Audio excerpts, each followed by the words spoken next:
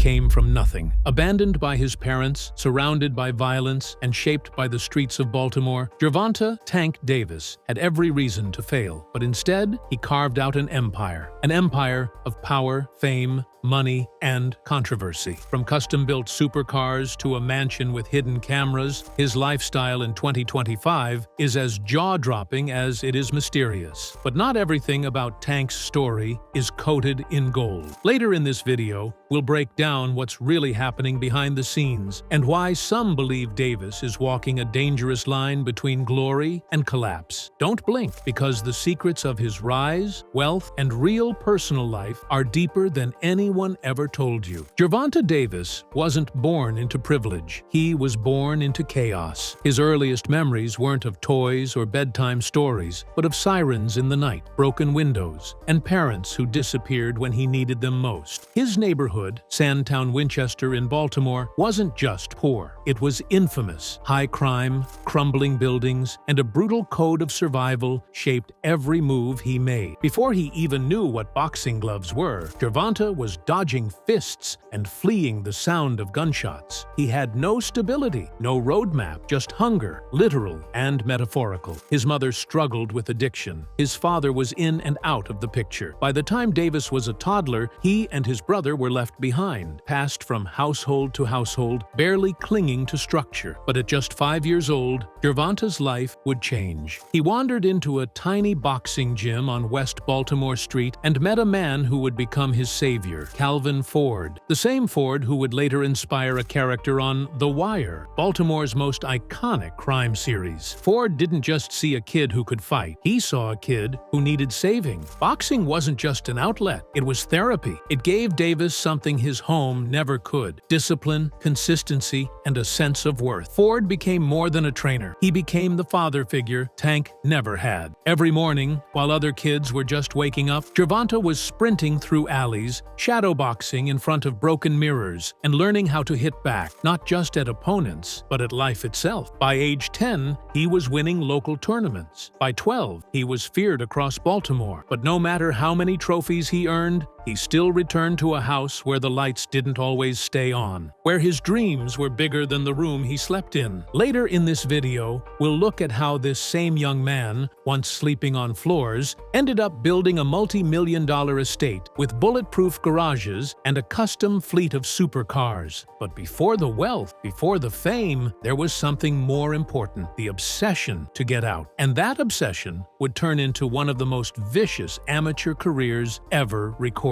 If you ask most boxers about their amateur records, they might tell you they were solid. A few regional wins, a national tournament, maybe a Golden Gloves title. But Gervonta Davis, his amateur career wasn't solid. It was terrifying. Over 200 wins and just 15 losses. Let that sink in. That's not a lucky streak. That's dominance. And it wasn't just about the numbers. It was about how he won. Fast, violent, spectacular. Davis was already developing the killer instinct that would later turn him into a knockout artist. He didn't just outpoint his opponents, he broke them. He traveled to different cities, sometimes without proper gear, without enough food, with barely enough money to get home. But he fought anyway. For Davis, it wasn't about medals. It was about proving to himself that he was worth something. Every victory was a way to silence the voices that told him he'd never make it out of West Baltimore. His name began to circulate, not just locally, but nationally. And before long, boxing promoters were paying attention. He trained relentlessly at Upton Boxing Center, the same gym where Calvin Ford molded dozens of kids from broken homes into fighters. But none like Tank. Coaches who watched him spar said it was like watching a grown man in a child's body. He had speed, timing, and most dangerously, an ability to stay calm while delivering chaos. Even as a teenager, he was knocking grown men to the canvas in sparring sessions. By 16, whispers were growing louder. This kid might be special. But boxing wasn't his only battle. He dropped out of Digital Harbor High School to focus on fighting. A decision many would criticize, but Davis later earned his GED, proving that he wasn't walking away from education. He was just walking towards something faster. And faster he went. He turned pro in 2013 at just 18 years old. His debut? a first-round knockout of Desi Williams that sent a shockwave through the small arena. That was the warning shot. Up next, we'll break down how a teenage Tank exploded onto the professional scene, and how one fight in 2017 changed his life forever. The knockout didn't just win him a belt, it opened the gates to wealth, fame, and all the demons that come with it. When Davis stepped into the pro circuit, he didn't creep in quietly. He kicked the door down. In just his first 12 months, he racked up an 8-0 record, with all wins by knockout. That's not common. That's a statement. Fans started to take notice. Then pundits. Then Floyd Mayweather. Yes, the money man himself. Mayweather saw in Davis a version of his younger self, minus the defense-heavy style. Davis was explosive, entertaining, and dangerous. In 2016, Mayweather Promotions signed Davis, instantly adding gloss to a raw product. But even Floyd couldn't predict what was coming next. In January 2017, Gervonta Davis fought Jose Pedraza for the IBF Super Featherweight title. Pedraza was experienced, calculated, and undefeated. But Davis, he was a hurricane. He dismantled Pedraza over 7 brutal rounds and claimed the belt at just 22 years old. That victory didn't just crown him a champion, it made him a star. He became one of the youngest reigning world champions in boxing. The performance was so commanding, so brutal, that many wondered, was this kid the next pay-per-view king? From there, Davis didn't look back.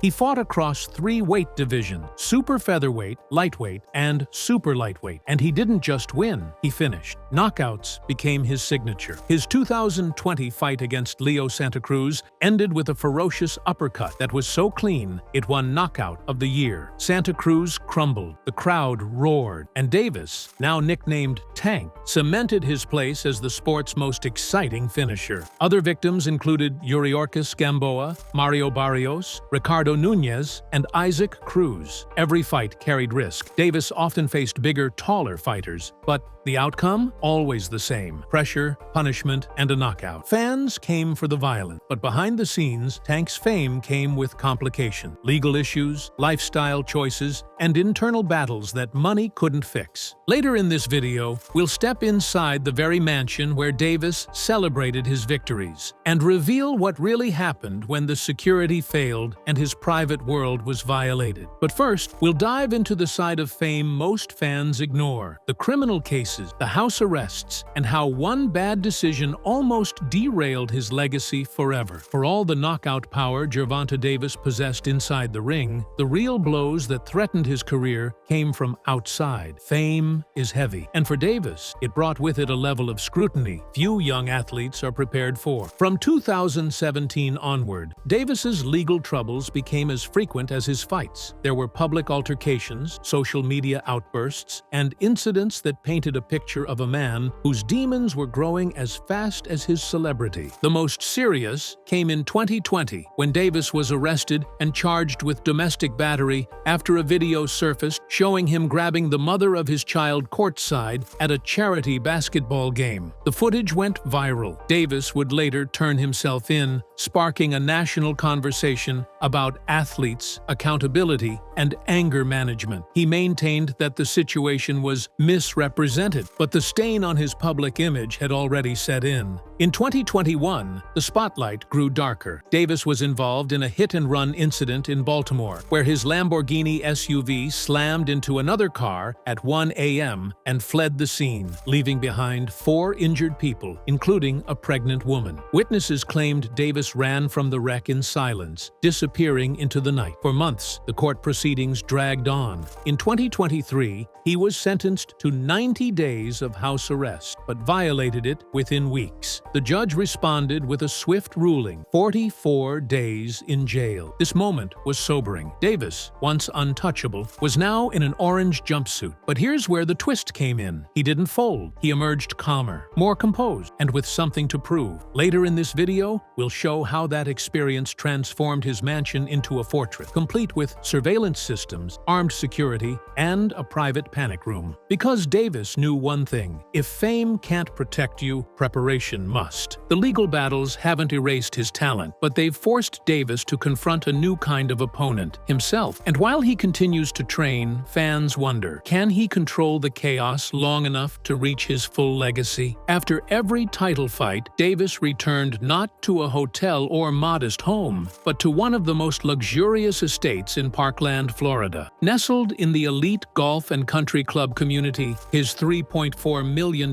mansion was more than a place to rest. It was a statement. It featured a private movie theater, a marble-finished gourmet kitchen, a full basketball court, and an underground garage loaded with exotic cars. But in 2023, it became the scene of a crime that hit Davis harder than a punch. While Davis was serving his jail sentence, his estate was burglarized. Thieves smashed in, rummaged through drawers, and took what they could: custom boxing memorabilia, luxury watches, and several vehicles. Surveillance footage showed masked intruders slipping through the gated community with surgical precision. It was a violation that shook Davis to his core, not just because of what they took, but because of what it meant. His fortress wasn't as safe as he believed. After his release, Davis didn't retreat. He doubled down, reinforced security, installed biometric locks, bought 2 more properties, one in Las Vegas and another back in Baltimore, where he quietly funds community outreach programs and housing renovations. His lifestyle is no longer just about flash. It's become a mix of paranoia and purpose. Inside his Parkland mansion, Davis built a sanctuary, meditation spaces, a Quran library reflecting his new faith, and a kitchen where his private chef prepares halal meals tailored to his fight camps. It's here where Davis isolates himself between fights, refusing visitors, cutting off distractions, and living like a monk in silk sheets. Next, we'll open the garage door. Literally, Davis's car collection doesn't just turn heads, it screams. From bulletproof SUVs to limited-run supercars, his fleet represents power, speed, and a warning to the world. This man built an empire from the concrete of Baltimore, and he's not slowing down anytime soon. Gervonta Davis doesn't just drive fast, he collects fast. His garage is a rolling museum of dominance, filled with machines that most millionaires only dream about. First up, the USSV Rhino GX, a nearly 9,000-pound armored SUV designed for celebrities and heads of state. It's matte black, fully bulletproof, and screams, "Don't follow me." Next, the Lamborghini Urus, one of his favorite daily drivers. Davis has it custom wrapped in a black and chrome design with GTD branding etched into the leather seats. It's not just fast, it's loud, aggressive, and unmistakably tank. Then there's the McLaren 765 LT, a track beast that pushes over 750 horsepower and retails for over $400,000. It's not practical, but for Davis, that's the point. He buys emotion, not function. And then there's the Mercedes AMG G63 and the Cadillac Escalade ESV, 2 giants that serve as his road thrones when he's not training.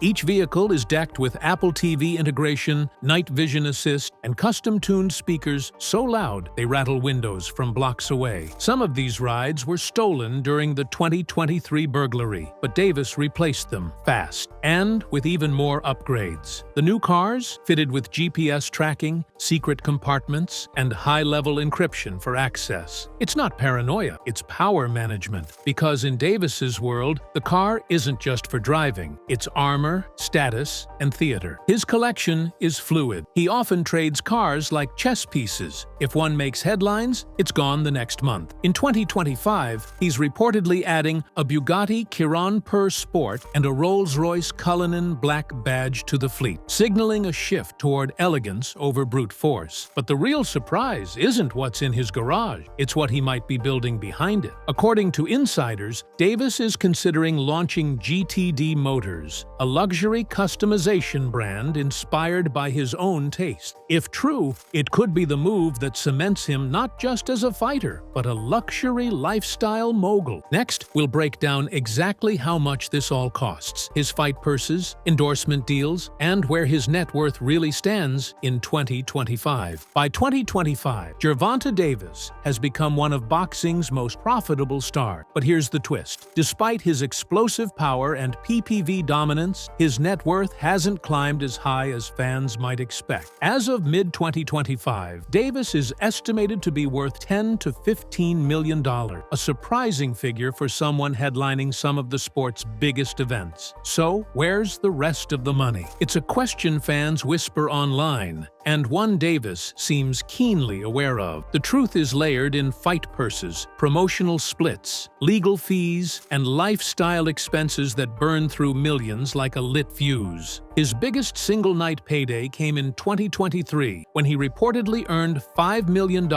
guaranteed and a share of the pay-per-view revenue from the Ryan Garcia bout. But as the headlines faded, so did the earnings, into taxes, team cuts, lawsuit settlements, and upkeep for his luxury empire. And then there's the business side. Davis parted ways with longtime promoter Mayweather Promotions in 2022, aiming to run his own show through GTD Promotions. The move gave him creative control, but also meant he had to bankroll his own operations, from fight production to marketing. It's high risk, high reward. He wants to be the Floyd of his generation, not just in the ring, but at the bank. But the road there is expensive. He's currently in talks for 2 major fights in 2025, one rumored to be a mega bout at welterweight, his heaviest division yet. If signed, the purse could double his net worth overnight, but the risk is brutal. A loss at this stage could not only stall his momentum, but permanently lower his market value. Davis knows this. That's why he's investing not just in training, but in brand development, locking in deals with fitness companies, fashion collabs, and possibly his own GTD energy drink line. Still, with millions flowing out as fast as they come in, questions remain. Can Tank stabilize his empire before it crumbles under its own weight? Later in this video, we'll reveal what a former GTD accountant claimed about the fighter's spending, and why some insiders fear a financial collapse if the next 2 fights don't deliver. In December 2023, Gervonta Davis made a quiet announcement that shocked many of his fans. He had converted to Islam, adopting the spiritual name Abdul Wahed. The transformation wasn't just symbolic. It marked a fundamental shift in how he carried himself. Gone were the social media tirades, the wild nights out, the entourage chaos. In their place, Quran readings, structured prayer, and more focus on mentorship. This was the new Tank, less reckless, more centered. He spoke in interviews about finding discipline through faith, about how fasting during Ramadan helped him reframe his hunger, not just in the physical sense, but in his drive to win, to grow, to lead. And for a fighter whose chaos once spilled from the ring into every corner of his life, this newfound focus was nothing short of a miracle. His private life evolved as well. Gervonta is now the father of 3 children from different relationships, including daughters with Vanessa Passo and Andreda Smothers. While his romantic life remains private and at times complicated, he's reportedly been trying harder to be present. There are no longer constant party sightings. Instead, images surface of him taking his daughters to school, helping with homework, or quietly attending community events. Davis has also started working on youth mentorship projects, especially back home in Baltimore. He's been seen personally funding the restoration of abandoned homes, turning them into shelters for at-risk teens. A man who once felt invisible is now trying to be the person he needed when he was 10 years old. One mentor described him as a bulldozer in the ring and a builder outside of it. But the tension is still there. He's not a saint. The old Tank still flashes behind the eyes during press conferences, during weigh-ins, during the stare-downs, and that tension between fury and faith is what keeps fans coming back. Later in this video, we'll examine why Davis's dual identity as Tank and Abdul Wahed might be the only thing keeping him balanced on a knife's edge. Gervonta Davis stands at a crossroads in 2025. At just 30 years old, he's achieved more than most fighters dream of: world titles in multiple weight classes, viral knockouts, global fame. But greatness has its price. The fighter's fighters who rise fastest often fall hardest, and history has not been kind to boxing's brightest flames. So the question hangs in the air: can Tank Davis avoid becoming another cautionary tale? There are whispers in gyms, threads online, even murmurs in the broadcast booths that Davis might retire by 2026, walk away with his brain intact, his wallet still full, and his name etched in gold. But others aren't so sure. His desire to keep fighting, to prove himself at heavier weights, to chase pound-for-pound status, could pull him into dangerous territory. Fighters like Pacquiao and Mayweather mastered the late-game strategy. Others, like Tommy Morrison or Adrian Broner, couldn't dodge the collapse. Right now, Davis is planning one last big run, possibly 3 more fights. Maybe a stadium bout, maybe a crossover opponent. Every option is on the table. But his legacy isn't just about belts or numbers. It's about who he becomes when the lights go out. Will he be remembered as the knockout king who redefined lightweight boxing?